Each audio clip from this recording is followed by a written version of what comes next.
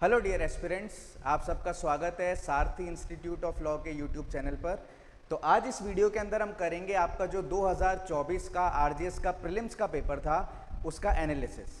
मतलब कौन से एक्ट से कौन से पार्ट से ज़्यादा क्वेश्चन आए थे, किस तरीके के क्वेश्चन आए थे, ये सब आज हम इस वीडियो के अंदर डिस्कस करेंगे। आइए, तो सबसे पहले मैं आपको बेसिक ये चीज़ बता दूं कि आपके कौन से एक्ट से कितने क्वेश्चन आए थे। तो आप लोग देख सकते हैं, सब लोग अपना ध्यान बोर्ड की तरफ रखिए।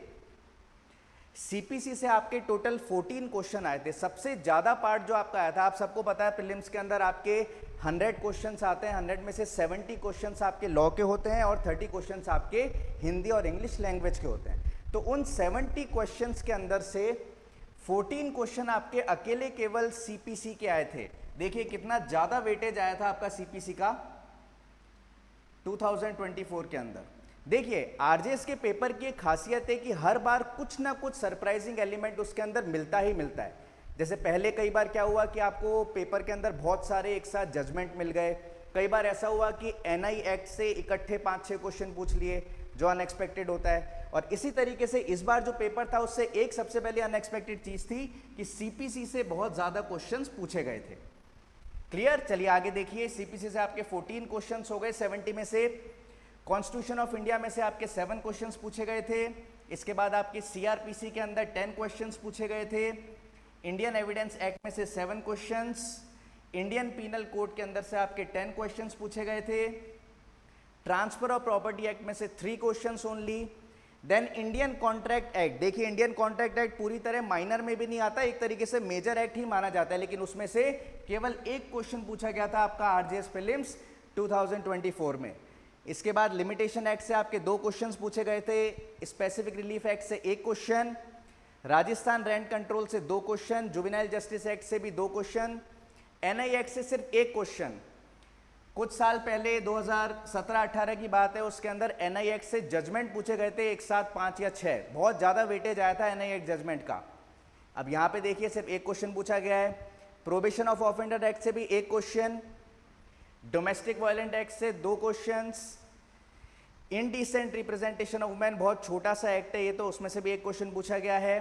पॉक्सो में से 2 क्वेश्चंस पूछे गए हैं। पॉश एक्ट जो आपका है sexual harassment of women at work place, उसमें से भी 2 क्वेश्चन पूछे गए हैं। और लास्ट आपका इंटरप्रिटेशन ऑफ स्टैट्यूट्स है, उसमें से भी 2 क्वेश्चन पूछे गए। तो अब हम एनालिसिस करते हैं कि बेसिकली इस पेपर के अंदर आपका कौन से पार्ट से किस तरीके के सवाल आए थे और क्या इनकी हाईलाइट्स थी। तो देखिए ध्यान दीजिए बोर्ड पे। सबसे पहली चीज, many question from unconventional areas. तो देखिए जैसा कि सीपीसी के अंदर भी मैंने बताया बहुत ज्यादा क्वेश्चन, 14 क्वेश्चन आए थे लगभग। और भी जो दूसरे एरियाज थे आपके, आईपीसी था या दूसरे जो लॉज थे, उनके अंदर से इस बार बहुत अनकन्वेंशनल एरियाज में से क्वेश्चन पूछे गए थे। टीपीए में से भी आपके 3 क्वेश्चन आए थे, वो भी अनकन्वेंशनल से थे। इसका मतलब अमूमन जो एक पेपर का पैटर्न होता है, सेट पैटर्न की, ये आपके कोर एरियाज हैं, मोस्ट इंपॉर्टेंट एरियाज हैं, इनमें से ही क्वेश्चन बनता है, मोस्टली इन्हीं में से बन के आएगा। इस बार ऐसा इन्होंने नहीं किया था। इस बार जो अनकन्वेंशनल एरियाज थे, जिनमें से क्वेश्चन कम बनते आए हैं पिछले एग्जामिनेशंस के अंदर, या स्टूडेंट जब पढ़ता है तो उन एरियाज को वो बाद में कवर करता है और कई बार छोड़ भी देता है। उसको लगता है कि इतना इंपॉर्टेंट नहीं है कि क्वेश्चन इसमें से आएंगे ज्यादा। इस टाइप के एरियाज में से, इस टाइप के अनकन्वेंशनल एरियाज में से इस बार काफी क्वेश्चन पूछे गए थे। आगे देखिए, very high weightage to the major acts specially CPC and minor acts not much asked. Clearly अभी जो मैंने आपको कितने क्वेश्चन पूछे गए थे कौन से एक्ट में से, वो आपको दिखाई मैंने पूरी टेबल। तो उसके अंदर आप क्लियरली देख सकते हैं कि मेजर एक्ट्स जो हैं आपके, उनकी वेटेज काफी ज्यादा थी क्वेश्चंस की, और स्पेशली सीपीसी की। बाकी आईपीसी, सीआरपीसी, एविडेंस तो 7 से 10 क्वेश्चन पूछे जाते हैं, वो ठीक है, लेकिन सीपीसी से इतने सारे क्वेश्चन पहली बार पूछे गए थे। तो आपके मेजर एक्ट के जो क्वेश्चंस थे उनकी वेटेज थोड़ी ज्यादा थी, और माइनर एक्ट्स की एज कंपेयर टू देम थोड़ी सी कम थी। आगे देखिए, मैनी इलस्ट्रेशन बेस्ड क्वेश्चन। इस बार क्या हुआ था, ऐसा कभी नहीं होता कि एक साथ इतनी सारी इलस्ट्रेशन पूछ ली जाएं, लेकिन आरजेएस प्रीलिम्स 2024 के अंदर बहुत सारे इलस्ट्रेशन बेस्ड क्वेश्चन पूछे गए थे। आपके वो टीपीए से भी पूछे गए थे, कॉन्ट्रैक्ट एक्ट से भी पूछे गए थे, आईपीसी से भी, एविडेंस से भी और सीपीसी से भी। सारे के सारे जो एक्ट हैं इनसे आपके इलस्ट्रेशन बेस्ड क्वेश्चन इस बार बहुत सारे आए थे, भर भर के आए थे। एक ये चीज इन्होंने थोड़ा सा सरप्राइजिंग एलिमेंट इस बार दिया था हमारे ऑनरेबल राजस्थान हाई कोर्ट ने। आगे देखिए लॉन्ग स्टेटमेंट बेस्ड क्वेश्चन। देखिए पेपर आता है तो पेपर इजी और टफ कैसे बनता है, या लेंदी है या लेंदी नहीं है, किस हिसाब से डिसाइड होता है। मान लीजिए आपसे एक छोटा सा क्वेश्चन पूछा जिसके अंदर केवल आपसे सेक्शन नंबर पूछ लिया, तो आप फटाफट से उसका क्वेश्चन पढ़ लोगे, जो भी स्टेटमेंट दे रखा है जल्दी से उसके ऑप्शन पूछ लोगे और आप करेक्ट आंसर मार्क कर दोगे। लेकिन कई बार क्या होता है, आपको एक स्टेटमेंट दे दिया जाता है, फिर पूछा जाता है कि अब बताओ इसमें से इस स्टेटमेंट के रेफरेंस से कि क्या चीज करेक्ट है और क्या चीज इनकरेक्ट है। तो ऐसे क्वेश्चंस में क्या होता है, आपको पहले क्वेश्चन अच्छे से 2 बार पढ़ के समझना पड़ेगा कि ये क्या बोल रहा है, क्या पूछना चाह रहा है, और उसके बाद आपको सारे के सारे चारों के चारों ऑप्शन अच्छे से 2-2 बार पढ़ने पड़ेंगे, समझने पड़ेंगे, और फिर आपको अपना माइंड अप्लाई करना पड़ेगा कि इस स्टेटमेंट के अकॉर्डिंग यहाँ पे क्या चीज करेक्ट है या क्या चीज इनकरेक्ट है। तो इस तरीके के जो क्वेश्चंस होते हैं, एक तो ये लंबे होते हैं, लेंथी होते हैं, दूसरा बहुत ज्यादा टाइम कंज्यूमिंग होते हैं, और कई बार एक क्वेश्चन आपके 2-2, 3-3, 4-4 मिनट तक खा जाता है। एक बार पढ़ के नहीं समझ आ रहा, बार बार पढ़ते हो, बार बार पढ़ते हो, फिर ऑप्शंस भी बार बार पढ़ते हो, तो आपका टाइम बहुत कंज्यूम होता है। इसी वजह से स्टूडेंट्स को इस बार पेपर काफी लेंथी भी लगा था, क्योंकि इस टाइप के जो क्वेश्चंस थे उन्हें बार बार पढ़ने पड़े थे, समझने पड़े थे, और उसमें उनका टाइम बहुत ज्यादा कंज्यूम हुआ था। तो ये एक बहुत ही सरप्राइजिंग चीज इस बार 2024 के पेपर में आरजेएस ने करी थी। क्लियर। और आगे देखिए, direct question asked from rule section not so asked. जैसा मैंने आपको अभी थोड़ी देर पहले बताया कि अनकन्वेंशनल एरियाज में से काफी सारे क्वेश्चन इस बार पूछे गए थे, और जो डायरेक्ट क्वेश्चन पूछे गए थे कि आपसे डायरेक्ट पूछ लिया गया कि इनमें से कौन सा अपीलेबल ऑर्डर है, कौन सा अपीलेबल ऑर्डर नहीं है, या फिर सो एंड सो चीज कौन से सेक्शन में है या कौन से प्रोविजन में है। तो वो जो आपसे चीज पूछी गई थी, जो डायरेक्ट सेक्शन बेस्ड क्वेश्चन आए थे, वो भी आपके अनकन्वेंशनल एरियाज में से आए थे, जो ज्यादातर नहीं पूछे जाते। जैसे आपके ऑर्डर 20 और ऑर्डर 21 खासकर की जो सीपीसी का है, उसमें से इस बार बहुत क्वेश्चन पूछे गए थे आरजेएस प्रीलिम्स में। और कई ऑर्डर जिनके जो रूल्स हैं बहुत सारे, अब आपको पता है ऑर्डर 21 के अंदर टोटल 100+ रूल्स हैं, सारे के सारे याद नहीं रहते किसी को भी, लेकिन इस बार अंदर अंदर से ऑर्डर के अंदर जो रूल्स थे उनमें से भी क्वेश्चन बन के आए थे। तो ऐसा कह सकते हैं कि क्वेश्चन देखने में डायरेक्ट लग रहा था कि बिल्कुल डायरेक्ट आपसे ऑर्डर या रूल पूछा है या डायरेक्ट आपसे सेक्शन पूछा है, but they're from unconventional areas, जो जनरली एग्जाम में नहीं पूछे जाते। स्टूडेंट इतना गौर से उनको नहीं तैयार करता, तो देखने में आसान लगते हैं लेकिन डिफिकल्ट थे क्वेश्चंस। आगे देखिए, 5 से 6 क्वेश्चंस आपके ऐसे थे जो जजमेंट बेस्ड क्वेश्चन थे। इसके अंदर आपके कुछ रीसेंट जजमेंट्स भी थे, और कुछ आपके जैसे बहुत ही सेलिब्रेटेड जजमेंट है आपका राइट टू प्राइवेसी वाला, जस्टिस के एस पुट्टास्वामी वाला, वो भी पूछा गया था। और उसके अलावा कुछ रीसेंट जजमेंट भी पूछे गए थे जो ज्यादातर आपके कॉन्स्टिट्यूशन से रिलेटेड है, और इसके अलावा दूसरे एक्ट से भी रिलेटेड थे। लेकिन 4 से 5 आपको, बल्कि 5 से 6 आपको जजमेंट बेस्ड क्वेश्चन देखने को मिले थे इस बार।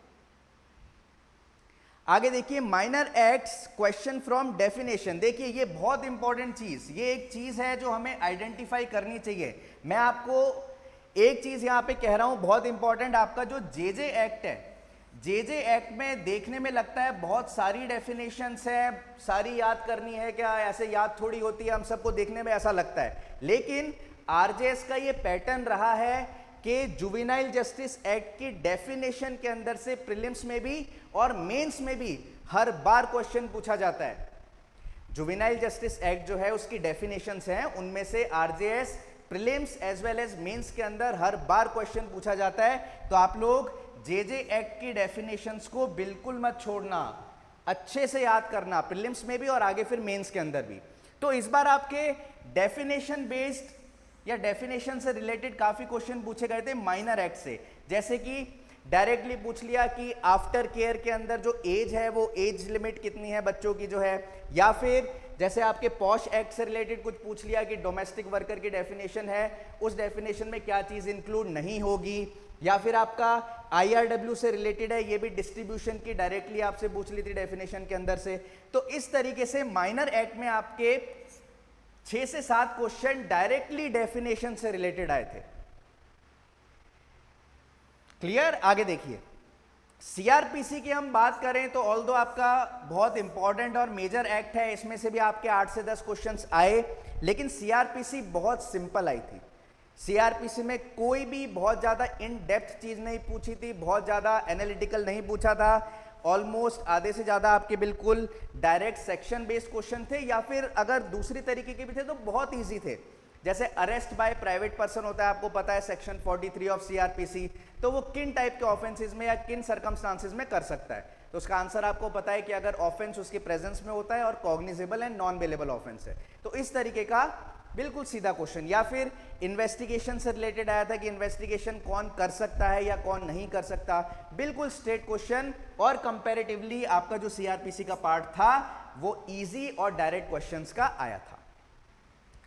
आगे देखिए, आईपीसी का जो पार्ट था उसके अंदर भी आपके बहुत लंबे लंबे इलस्ट्रेशन या मैं कहूं तो फैक्ट बेस्ड क्वेश्चन काफी आए थे, जिसके अंदर आपका 5 से 6 लाइन के पूरे फैक्ट्स होंगे, उनको आप पढ़ो फैक्ट्स को, और फिर आप उसमें से एनालाइज करो कि क्या ऑफेंस बन रहा है या ऑफेंस नहीं बन रहा, कहीं राइट टू प्राइवेट डिफेंस तो इसके अंदर नहीं लग रहा, या क्या सिनेरियो है। तो आपको वो लंबे 5-6 लाइन के फैक्ट्स पूरे पढ़ के फिर एनालाइज करना था कि क्या ऑफेंस इसके अंदर बन रहा है। तो इस टाइप के जो इलस्ट्रेशन कह लो या फैक्ट बेस्ड क्वेश्चंस जो हैं आपके आईपीसी में लंबे लंबे काफी सारे इस बार देखने को मिले थे। तो अगर मैं ओवरऑल पेपर की बात करूं तो इसके अंदर सबसे पहली जो एक डिफिकल्टी लगी स्टूडेंट्स को वो यही लगी कि काफी लंबे लंबे क्वेश्चंस थे। जैसे मैंने आपको बताया आईपीसी के हो गए फैक्ट्स बेस्ड क्वेश्चन, या फिर इलस्ट्रेशन बेस्ड क्वेश्चन काफी आए थे, या फिर आपको स्टेटमेंट देके which of the following is correct and which of the following is not correct, जिसके अंदर आपको पूरा क्वेश्चन और सारे के सारे ऑप्शन दो बार पढ़ने पड़ते हैं। तो इस टाइप के क्वेश्चन इस बार काफी ज्यादा आए थे आरजेएस के अंदर, इस वजह से स्टूडेंट्स को वो लेंदी और डिफिकल्ट लगा था। नो डाउट पेपर इतना डिफिकल्ट नहीं था, वो कट ऑफ से आपको आइडिया भी लगा होगा, जब इसकी कट ऑफ आई थी 70 प्लस गई थी जनरल के लिए, तो इतना डिफिकल्ट नहीं कह सकते पेपर को, लेकिन थोड़ा ट्रिकी पेपर था, अनकन्वेंशनल एरिया से था, लेंदी था, इसी वजह से। और जैसा कि सीपीसी के अंदर से काफी ज्यादा पार्ट पूछ लिया गया था, तो इस तरीके का थोड़ा सा ट्रिक करता हुआ कंफ्यूजिंग सा पेपर इस बार बनाया गया था। तो इसके अंदर आपको इंपॉर्टेंट एरियाज आइडिया लग गया होगा, जैसे मैंने आपको पिछले वाली स्लाइड दिखाई थी, इससे आप आइडिया लगा सकते हैं कि ये आपका आरजेएस 2024 का एक तरीके से वेटेज रहा था, कौन से एक्ट में से क्या आया, और ये इसका हमारा एनालिसिस था जो अभी हमने डिस्कस किया। तो आई होप आपको ये वीडियो पसंद आया होगा, आपके लिए यूजफुल रहेगा। इन चीज़ों को ध्यान में रखते हुए, जैसे मैंने यहाँ जेजे एक्ट वाली बात आपको बताई, और दूसरी चीज़ें, इन सबको ध्यान में रखते हुए आप अपनी प्रिपरेशन करिए। आपका 27 जुलाई को पेपर है आरजेएस का, इस बार प्रीलिम्स का, अच्छे से प्रिपेयर करिए। सरप्राइजिंग एलिमेंट इस बार भी मिलेगा आपको, ये श्योर चीज़ है, सरप्राइजिंग एलिमेंट इस बार भी कुछ ना कुछ मिलेगा, लेकिन हमें इतनी अच्छी तैयारी करनी है, इतने ढंग से डिटर्मिनेशन से तैयारी करनी है कि हम हर तरीके के सरप्राइज को वहाँ पे बहुत कूल माइंड के साथ कॉन्फिडेंटली और अच्छे से टैकल कर पाए। So wish you all the best, जुड़े रहिए सारथी इंस्टीट्यूट ऑफ लॉ के साथ और अच्छे से तैयारी करिए। Thank you so much.